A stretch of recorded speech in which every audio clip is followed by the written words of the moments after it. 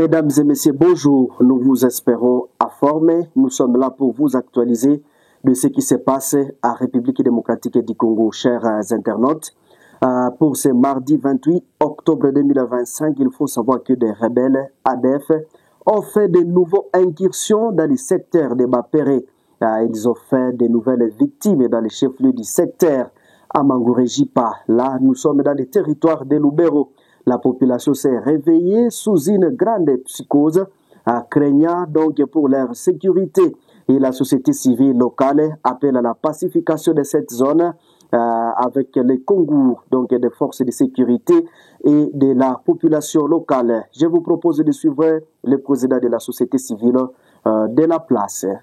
Nous appelons nos forces à voir comment définir les stratégies pour neutraliser cet ennemi. Parce que c'est regrettable, l'ennemi sera toujours en train d'attaquer la paisible population, tuer cette paisible population, tuer aussi nos militaires, sans que cet ennemi ne soit neutralisé. L'ennemi venait de signer son incursion, le bilan provisoire. Il y a 3 personnes qui venaient de mourir. Il y a aussi une maman qui venait de décéder suite à des tensions, des crépitements des balles. Mais quelque chose qui nous inquiète parce que Mangouré-Jipa, c'est le chef-lieu du secteur de Bapéré, qui a hébergé bon nombre de déplacés. Même cette population qui fuyait de par-ci par-là venait se concentrer dans Mangouré-Jipa. Alors, quand c'est là que la population s'était concentrée, commence à être attaquée, vous comprenez que la vie devient alors à danger et cette paisible population va se diriger où? C'est pourquoi nous appelons nos forces de voir comment protéger cette paisible population, mais aussi d'être aussi tellement réceptive et souple aux alertes de la paisible population. Parce que je me souviens,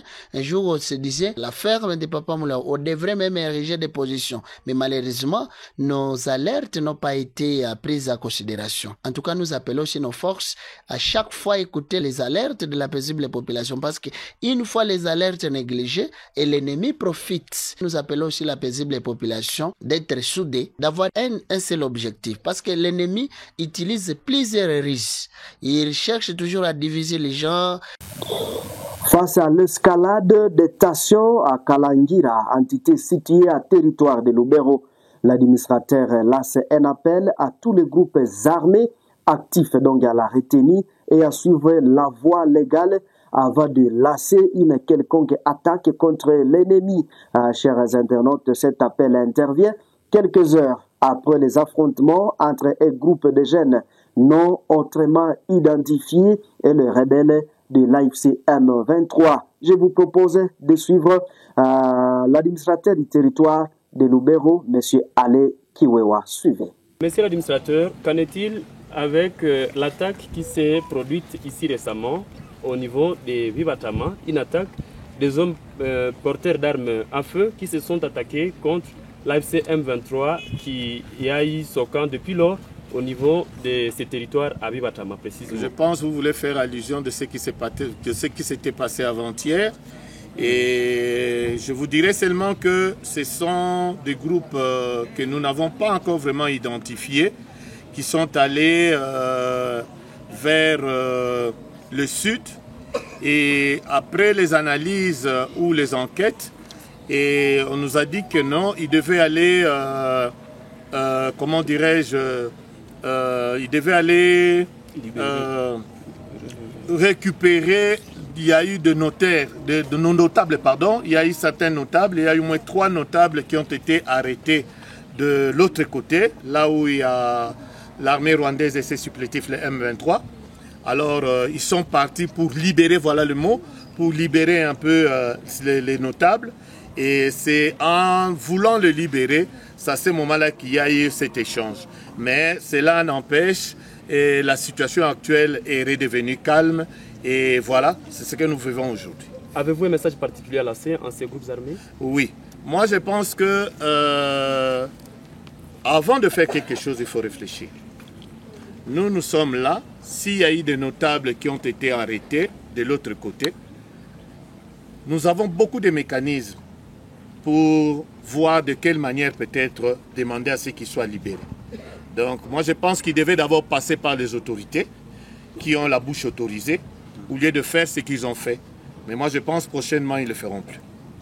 Chers téléspectateurs, des affrontements sont signalés une nouvelle fois depuis tôt le matin donc de ce mardi 28 octobre entre les rebelles de l'AFC M23 et les Wazalendo à Kibati. Là, c'est dans le groupement Luberek, territoire de Walikale, dans la province du Nord Kivu. D'après les sources d'actualité possédées, les Wazalendo, les résistants à provenance donc de l'axe Miba, Muganzi, où là c'est donc des attaques simultanées sur les positions des rebelles de l'AFC M23 à Kibati aux environs donc de 4 heures du matin dans le but de reprendre le contrôle de cette localité occupée par les rebelles depuis avril dernier.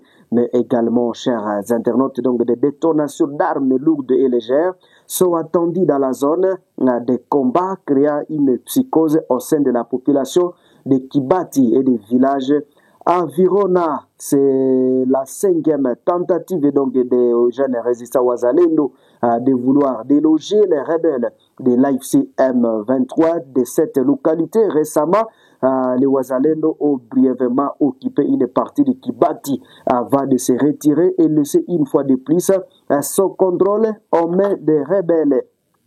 Donc, chers téléspectateurs de partout à travers le monde, il faut savoir qu'il y a des violents affrontements opposés donc la semaine dernière des combattants donc de l'alliance VDP Wazalendo à du M23 à Nyabiondo dans le territoire de Massissi au nord Kivu, donc à l'est de la RDC, a indiqué lundi Médecins sans frontières MSF.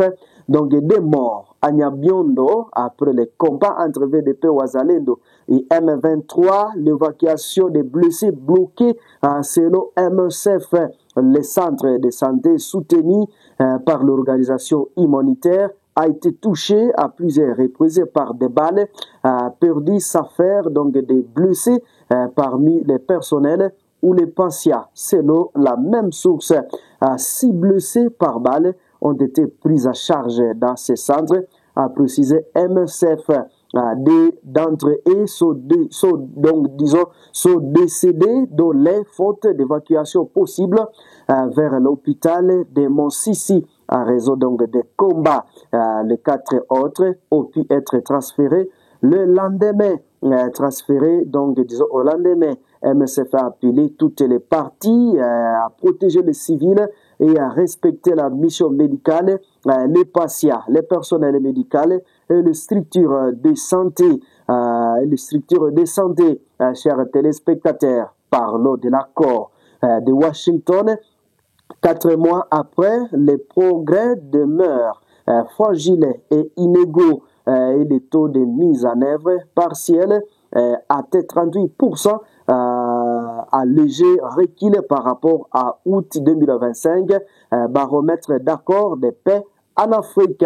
Chers téléspectateurs, le 27 juin au 27 octobre 2025, cela fait exactement, en tout cas 4 mois depuis la signature de l'accord de paix, dit accord de Washington, entre la République démocratique du Congo RDC et le Rwanda sous les auspices des États-Unis, considéré comme un instrument destiné à mettre fin aux tensions entre les deux États et à favoriser donc la stabilité dans la région des Grands Lacs. Les progrès donc des mers fragiles et inégaux selon les nouveaux rapports des baromètres des accords de paix donc en Afrique et taux d'exécution globale à baisse, chers internautes. D'après les documents sur les 30 tâches à identifier dans l'accord, celle 17 soit 56,6% au connu et début donc de mise en œuvre pour un taux global d'exécution de 21,6%, donc 65 points sur 300. Ne considérant que les tâches partiellement exécutées. Donc, chers internautes, le taux de réalisation a été 38%, soit 65 points sur 170. Donc, ce qui constitue en tout cas un léger recul par rapport à la période de fin août 2025 où le taux était de 41%. Des avancées encourageantes mais limitées, chers internautes. Donc, parmi les points positifs relevés pour la période de septembre-octobre 2025, les rapports du baromètre citent notamment les gestes d'ouverture du président congolais envers son homologue rwandais, le 9 octobre 2025. L'Invita donc à faire preuve de courage politique pour œuvrer à une paix des braves. La convergence entre la RDC et le Rwanda assure la fixation du 1er octobre 2025 comme date de lancement des opérations conjointes de neutralisation des FDLR et de levée de mesures défensives rwandaises entérinées lors de la réunion des mécanismes conjoints de coordination sécurité JSCM du 17 septembre 2025. La signature le 14 octobre 2025 d'une attente entre le gouvernement congolais et l'AFC M23 soutenu par le Rwanda portant sur la mise en place de mécanismes conjoints de vérification du cessez-le-feu dans le cadre donc du processus de Doha, initiative complémentaire à celle de Washington.